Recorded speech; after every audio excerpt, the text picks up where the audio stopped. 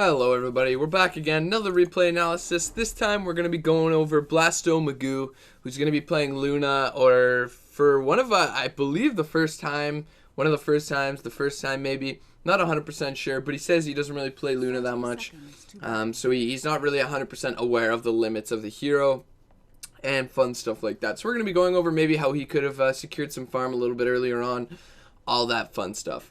Anyways, so to begin here, it looks like he's going to be moving into the off lane. For his items, he got 8 tangos, ring of protection, and a circlet. So not too bad if he's going to be in the off lane alone.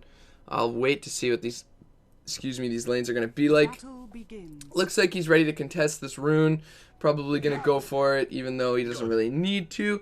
And it looks like he's just going to walk back top lane alongside the Shadow Shaman. So not too bad for the items, I guess. He looks like he's going to be going straight for a Basilius. 8 tangos. I don't think he'll need that much regen, unless there's like a coddle and he keeps eating the coddle blast maybe. So we'll kind of wait to see.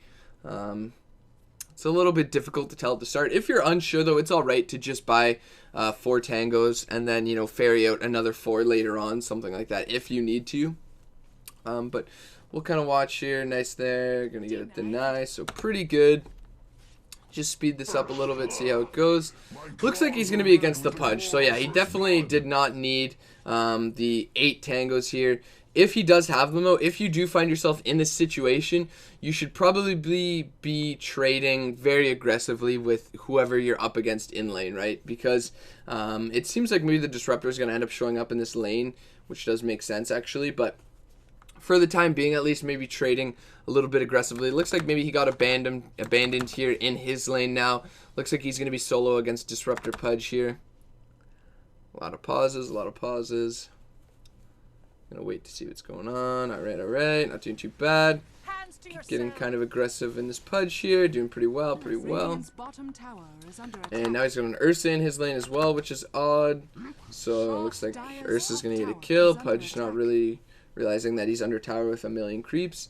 Again, you're against melee heroes, so definitely be aggressive here. One thing I do want to say is if you are going to buy a Basilius, you do want to turn the active off unless you're really interested in pushing the tower, which I don't think you should be as of right now, because you can get a lot of safe farm and really kind of pressure the melee heroes out without having to kill the tower. If you're pushing a lane under the tower, they can get safer farm.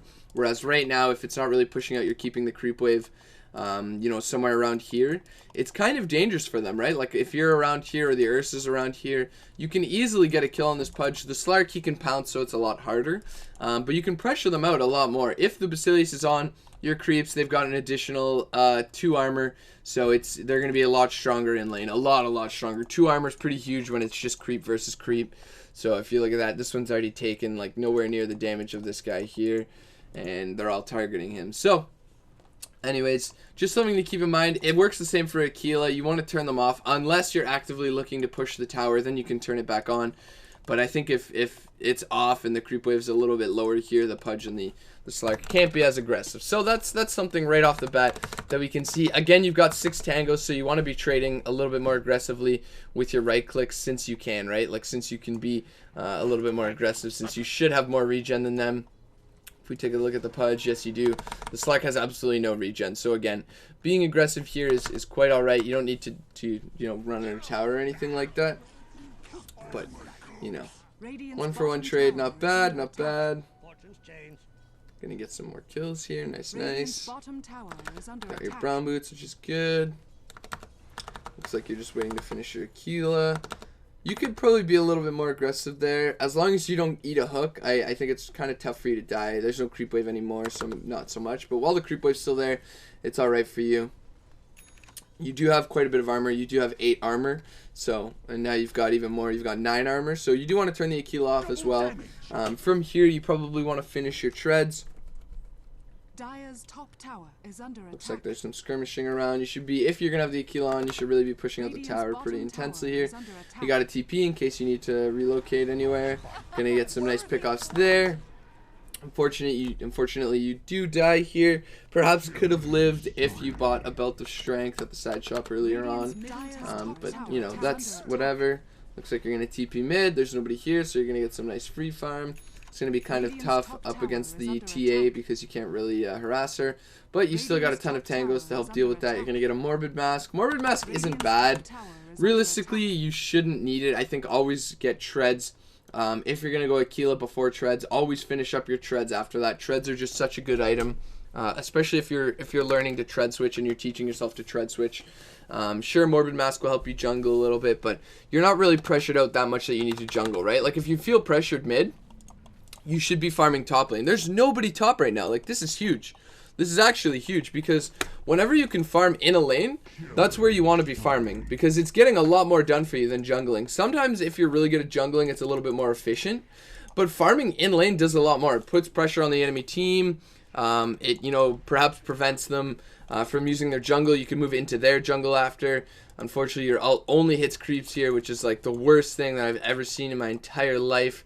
And it looks like she's going to go down, and you probably will die as well to this Pudge. Probably look to juke this. It looks like you're trying for it. He's going to ult you, and yeah, you're going to go down as well. So imagine if you were up top here. You probably could have just been farming, and your team, you should just tell your team, guys, don't fight. There's no need. And you know they're just going ham right now. I don't think they'll be able to kill this TA because this guy doesn't have boots. He just went straight Vlad, so he's just gonna get kited all day. He's for sure gonna die here. Doesn't have ultimate TA. I have no idea what's happening. But yeah, you just want to look to farm in lane as much as possible, just because it does a lot more. Like right now, this tower is a lot more pressured. Even if your team loses this fight, maybe you're getting this tower. I'm just going to turn my sounds down. Maybe you're getting that tower and you're getting some global gold, which is like fantastic as well. So just something to keep in mind as well here. Turn these down. Sorry about that. I should have done that before, but we'll get back into it. All right. So not too bad. It looks like you're moving into the jungle again, but really there's no reason you have to be in the jungle as well, especially since you don't have that many points into glaives. Like sometimes maybe if you have like 3 points into glaives, it's good. But you know, you've only got the 1, so the bounces aren't that great. You're not really jungling overly efficiently. You got some good fights here. You are going to go down, unfortunately, again. Keep an eye on this because this is kind of important right now, because the Morbid Mask doesn't really give you much, right? Like it gives you lifesteal and that's it. But you don't really need the sustain because you should be in lane. And the treads give you a lot more. They give you more armor. They give you attack speed. They give you HP if you're tread switching. Stuff like that. All that great stuff. As you can see, the Morbid Mask isn't really offering you that much anyways, right? Like, it's not giving you that much lifesteal. The build is fine, actually. There's a lot of people who like to max Lunar Blessing. I don't think it's that necessary. I think Glaives offers you a lot more in terms of pushing and stuff like that. I think 3 and 2 is fine. After that, I don't think the next point's that great. 6 bounces is a ton, yes. But, you know, I think, well, maybe. You know, maxing Glaives isn't that bad, actually. It's very game dependent. If you're going to be farming, obviously you want to max Glaives. Fighting, I think it's a little bit more important to get the damage. You got your Mask of Madness, your treads. Not bad. So, Mask of Madness isn't bad on Luna, but it's very sketchy, right? Like, Luna is the strongest when she's got, like, treads, Aquila, BKB. So, I get where you're going for Mask. The attack speed's cool because, like, you've got this bonus damage and these glaives that bounce. And really, it'll help you farm. If you're in the jungle, it'll help you farm, like, exceptionally well. But realistically, it's not the greatest item that you want to get, especially at this level. People have a really tough time dealing with a Luna that goes like treads, Aquila, BKB. People have a tough time dealing with BKB cores in general, but Luna can output a lot of damage if she just runs in with her ultimate and just throws on her BKB, and people can't really deal with that. And then you want to get like Dominator from there. You pop your ulti here, but you don't really get anything with it, so that's unfortunate. But yeah, so from there you probably want to get like a Dominator, just because you can build it into Satanic. It gives you damage, armor, nice lifesteal as well. Mask of Madness is a very dangerous trade, right? Like, it's kind of sketchy to get. And you guys both go down there. That's unfortunate. The Caudal just wrecking you. But Mask of Madness is dangerous, right? Like, you turn it on, you deal a lot of damage, but you're also very squishy. So, if you eat, like, one Meld Strike from this TA, and your Mask of Madness is on, like, you're gonna die. 100%. Or if your Mask of Madness is on and the Slark ults and he's just hitting you, you're going to die. A lot of things that Mask of Madness is sketchy for, right? If you have a BKB, you can really avoid the disruptor damage, and that's something you have to be aware of, right? Like, you have to say what items are good at what point. In this case, a BKB is fantastic against this team. They don't have much control, right? Like, they've got the control from the disruptor. BKB, you walk through. Coddle, what's he gonna do? Mana break you, blind you. BKB, you just keep fighting.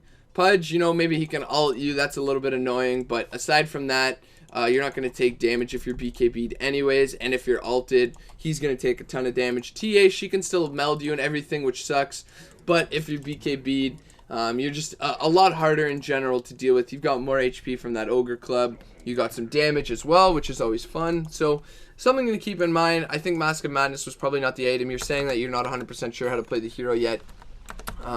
Realistically, if you're not sure, a fantastic thing in this game is guides, right? Like, these guides are absolutely great. This is, I think, the one probably done by Tortellini, and I think, like, any of his guides you should probably just go on to, because Tortellini knows his stuff. He talks about Luna here. She's a carry that farms comfortably early game, through the mid game, whatever, blah blah blah blah blah. Helm of the Dominator is fantastic on her. He goes over the items, and you should really just stick to these situational items. And this is fantastic, right? Like, treads, drums, Aquila. At this point, you'll have, like, treads, drums, Aquila, wand, Black King, bar. You're so hard to kill. Like, I actually can't put enough emphasis on how hard you are to kill. So just using a standard build, Valve suggested items. I'm not sure what they are. I'm not sure if it'll bring them up here if I try. It does, which the Mask of Madness isn't even there, right? So if you're up until probably 3.7k, 3.5k, you should just follow the recommended items. In all honesty, you should just follow the recommended items.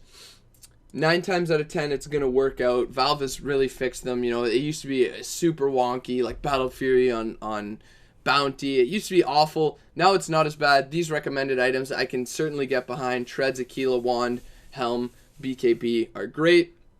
Just follow the recommended items. No need to go off on a tangent. If you're using a guide and it tells you Mask of Madness, it's probably a bad guide. Just stick with Tortellini's guides. His are pretty straightforward as well. It'll help you with your leveling and stuff like that. So, something to keep in mind, using guides to your advantage. There's nothing wrong with it, honestly. I used guides when they first came out, even though I was already, I felt as if I didn't need to. It's still good to maybe use a guide and not have to worry so much about some of the stuff, but using a guide early on is fantastic. So don't be worried about doing that. It doesn't make you a worse player. If anything, it makes you a little bit of a better player. So you don't have to be worried about that. You're going to get a nice ancient stack here. And not too bad. You guys are just fighting a lot. Nice, nice, nice. If you can kill this TA, that's absolutely massive. And is she going to go down? No, there's no true sight, unfortunately. So TA is just going to get out. There's no reason you guys should wait there because she's going to be, just doing that. So fun stuff, fun stuff. Just going to blink out. Keep in mind, you probably keep an eye on that. Looks like you're going to go S and Y next. Again, I think BKB is probably the item. So being aware of white items are good or not. Looks like you just got blinding lighted up on that cliff. And that's absolutely brutal. But there's not much else you can do here. Oh no, that Pudge. Yeah, unfortunately you did show yourself to the Pudge. So he's just going to hook you down. Eat you alive with his team. Not too bad. It's very important to just farm up with Luna because she is really good at farming. Farm up until you get your really strong items like your BKB and stuff like that. Sure, you can fight early on if you have to. Like right there, that was absolutely huge. You just got a wicked 6 streak. It looks like you're not sure what you should buy, whether it be Manta or S and Y. It looks like you're trying to build Manta now, even though you got the Ogre Club. But again, BKB probably definitely would have been the item. Doing good. Fun stuff. Looks like you got your Manta. Manta's not bad against the blinding light of the Coddle. But a BKB, I think just in general, probably would have done the same thing a little bit better. Anyway, so you're on their side of the map, doing a great job. This is fantastic now. This is how you want to farm earlier on in the game. How you want to farm at any point in the game when you can is in the enemy's lane, in the enemy's jungle. It pressures them so much, and then if they go to start pushing out this lane, they don't have a jungle because you took it. So look at this. You're doing fantastic. You should have a TP on you to join a fight if you need to. But look at this. You're putting on so much pressure right now. And imagine if you had a TP, and you're going to get out anyways, actually. So it doesn't even matter. But if you do have a TP, you can do that and TP home. Like if they just pressured you, which they should have, it would have been a lot harder. But you're farming well, doing a great job. Pressuring them. Manta, whatever. If you are going to grab a Manta, I would save it in case they blinding light you. And you're going to get caught out there. So yeah, you shouldn't be there in general, right? Like if we go back here, it looks like you're looking for a fight here.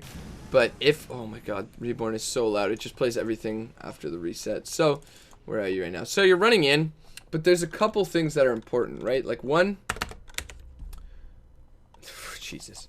One, you can only see a Slark on the map right now, right? Like, you can see a Slark and a Coddle, but you don't see two of the heroes that you said have been really holding you back, right? The TA and the Pudge. You don't see them on the map. This lane is pushing out top.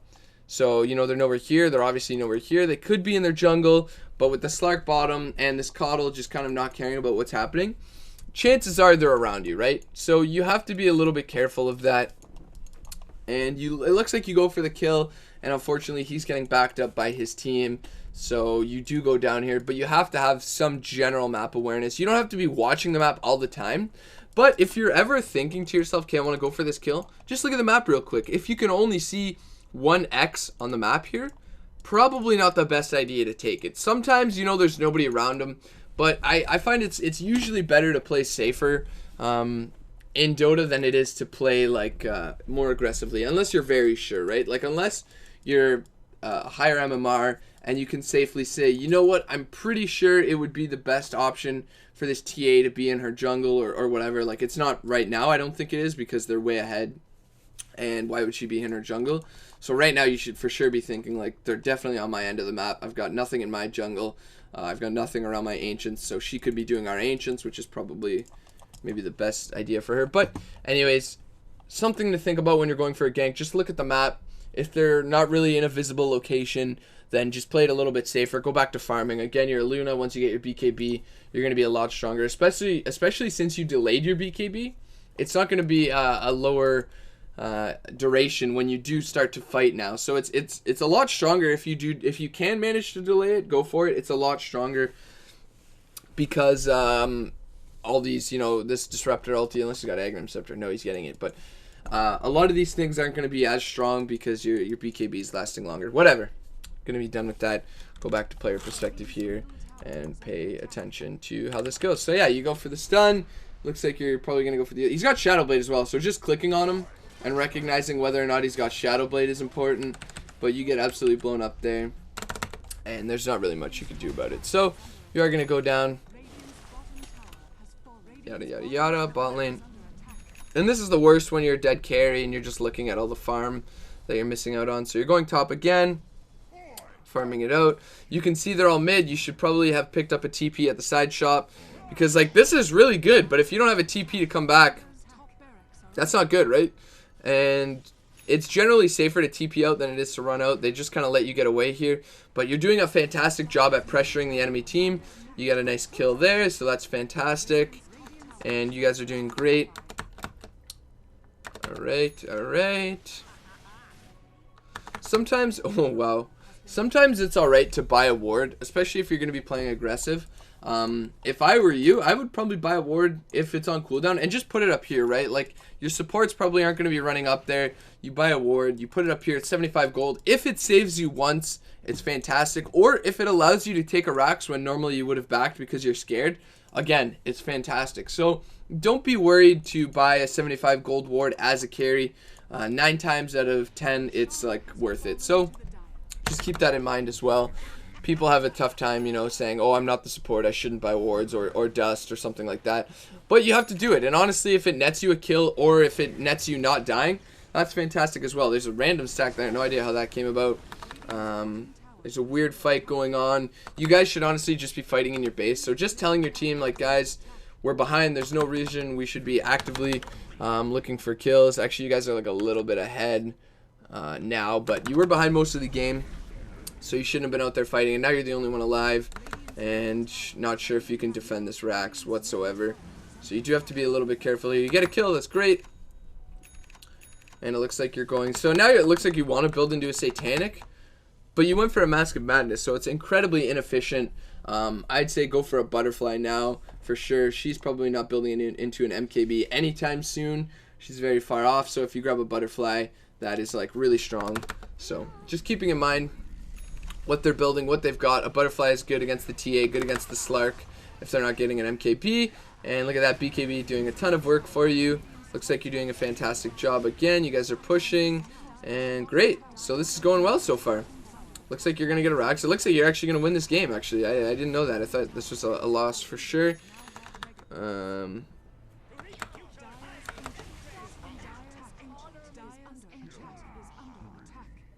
So yeah, you guys won. So from this point, it doesn't really matter what we go over. But you say, what should I have done earlier on?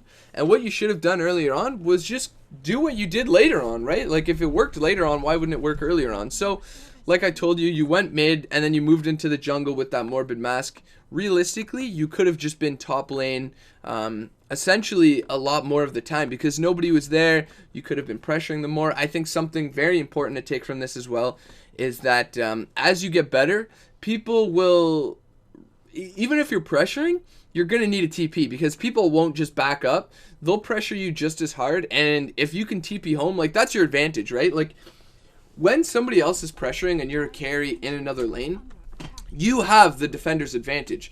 You can stay out very long and keep pressuring them, and if they TP home, you just TP right back into another lane and start pushing it out. Or, like, if they're going to continue to push you, you just TP home, right? Like, you have the defender's advantage.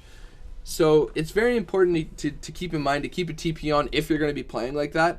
I really, truly believe that's how carry should be played. Is it's not really a 4 protect 1, but it's like you're pressuring out a lane while the rest of your team is doing something else, right? Like, while the rest of your team is waiting to defend, or while the rest of your team is like in your jungle or just making space, something like that. While the rest of your team is fighting, you just need to be in another lane until the last possible minute and then TPing home when you have to. So keep that in mind. Grab a TP. Try to look for open lanes. If you have to buy a ward, for sure buy a ward.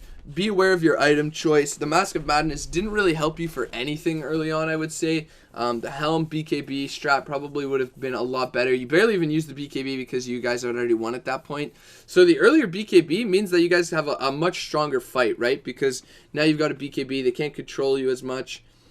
Being aware of going for a gank. So first of all, clicking on their items, seeing what they have. Second of all, you also want to be aware of where the enemy heroes are, right? So you saw that, or you could have seen that there was nobody on the map. You didn't have to die there, and not dying is very important as any hero.